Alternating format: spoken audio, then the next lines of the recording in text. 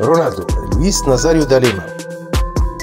من مواليد 22 سبتمبر 1976، المعروف باختصار برونالدو، ويعرف أيضا بلقب الظاهرة. هو لاعب كرة قدم برازيلي سابق، اعتزل كرة القدم في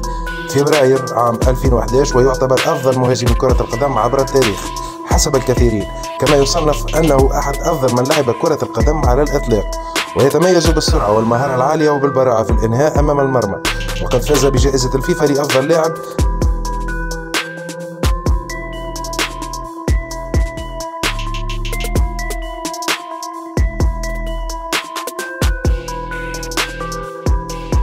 في العالم، وهو بسن 20 عام 1996 كأصغر من حققها، كما ظفر بها في مناسبتين آخرين عام 1997 و2002، وهو كذلك أصغر من حقق جائزة الكرة الذهبية، وكان ذلك عام 1997 التي ظفر بها في مناسبة أخرى لاحقا عام 2002.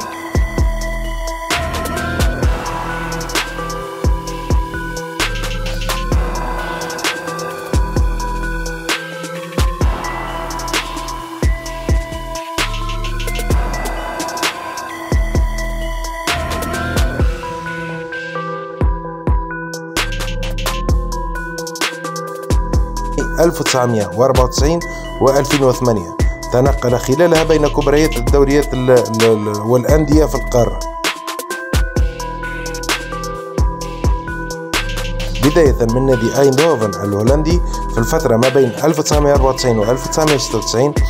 ثم في الدوري الإسباني في فترتين متفرقتين لعب خلالهما لقطبي إسبانيا برشلونة بين عامي 1996 و 1997، وريال مدريد بين عامي 2002 و 2007، مرورا بفترتين متفرقتين أيضا مع قطبي مدينة ميلانو الإيطالية.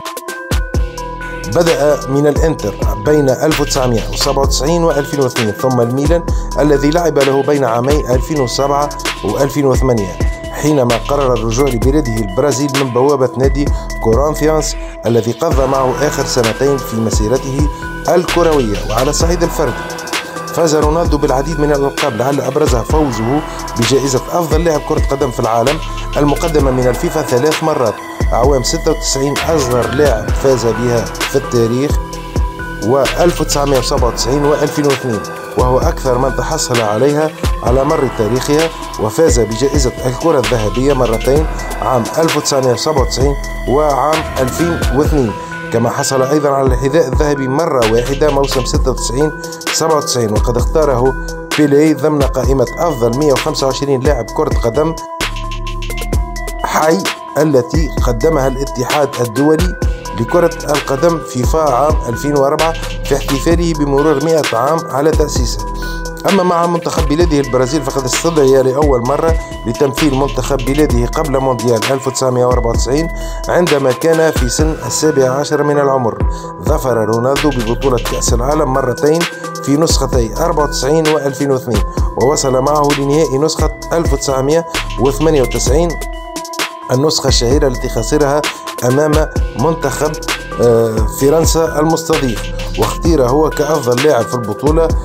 كما حظي بلقب هداف النسخة التالية 2002. وقبل المرور لابد من التعريج عما حدث ليلة الدور النهائي وخيانة سوزانا لرونالدو التي جعلت من البرازيل تخسر اللقب العالمي في ذلك التاريخ. كما حقق رونالدو مع منتخب السامبا بطولة كوبا أمريكا مرتين، أولها في نسخة 1997 التي سجل في مباراتها النهائية، وحل ثانيا في قائمة الهدافين ب5 أهداف، واختير أفضل لاعب في البطولة، فيما حقق اللقب الثاني في نسخة 1999 وسجل أيضا في النهائي، وتصدر ترتيب هدافي البطولة مناصفة مع زميله ريفالدو برصيد 5 أهداف. في عام 1997 شارك أيضا مع منتخب البرازيل في بطولة كأس القارات التي أقيمت في المملكة العربية السعودية، وظفر مع المنتخب بلقبها، كما سجل 4 أهداف في البطولة، منها هدف في نصف النهائي وهاتريك في النهائي. وخاض رونالدو مع منتخب السامبا 98 مباراة سجل خلالها 62 هدف، جعلته يحتل المركز الثاني في قائمة هدافي المنتخب التاريخيين خلف الأسطورة بيلي ب 77 هدف 10 من الأهداف سجلها في مشاركتين في كوبا أمريكا، 5 أهداف في كل نسخة. قاد بها منتخبه للقبين متتاليين في البطولة 1997 و 1999 في إنجاز غير مسبوق طوال تاريخ المنتخب، وسجل أيضا 15 هدف في 3 مشاركات فعلية له مع المنتخب في بطولة كأس العالم، بواقع 4 أهداف في مونديال فرنسا 98 و8 أهداف في نسخة 2002 كأفضل هداف، و3 في مونديال 2006، ومنذ ذلك الحين وهو في صدارة الهدافين التاريخيين للبطولة، حتى حطم المهاجم الألماني ميروسلاف كلوز رقمه في مونديال 2014. وكما قلنا ولد رونالدو دا ليما في 22 سبتمبر 76 وكان الطفل الثالث لوالديه.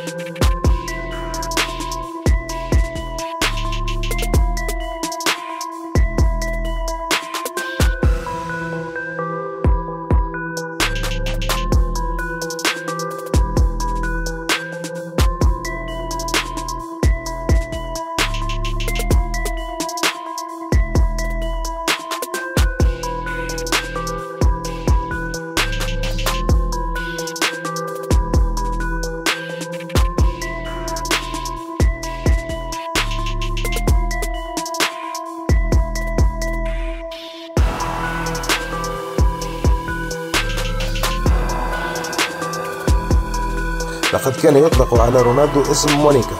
حتى أصبح عمره 16 سنة، وهذا هو الاسم الذي كان شقيق رونالدو يطلقه عليه بمحاولة للفظ اسم شقيقه الأصغر. وقد عانى رونالدو استهزاء من أصدقائه الذين كانوا ينادونه باسم مونيكا، وهو اسم بطلة الرسوم المتحركة التي كان لديها أسنان أمامية كبيرة تشبه أسنانه،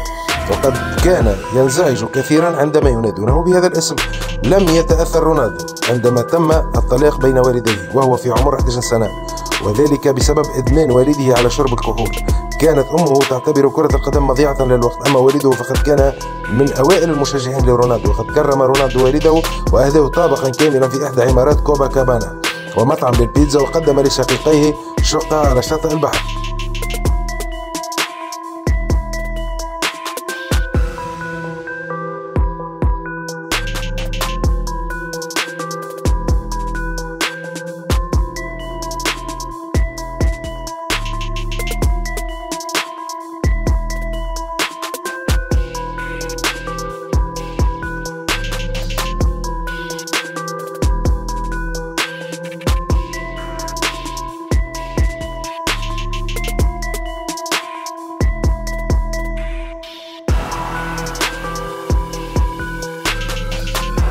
هذا هو الظاهرة، هذا هو رونالدو، وكما تشاهدون التاريخ حافل، النتائج حافلة، البالماريس كبير وكبير جدا. شكرا رونالدو، شكرا كرة القدم. لا ننسى أن رونالدو تعرض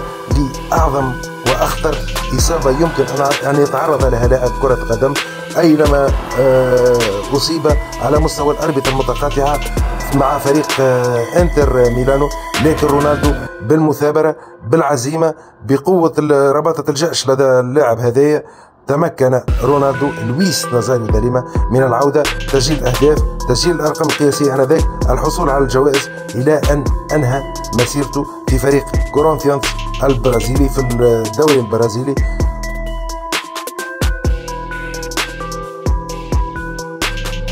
وودع الجمهور سنة 2011.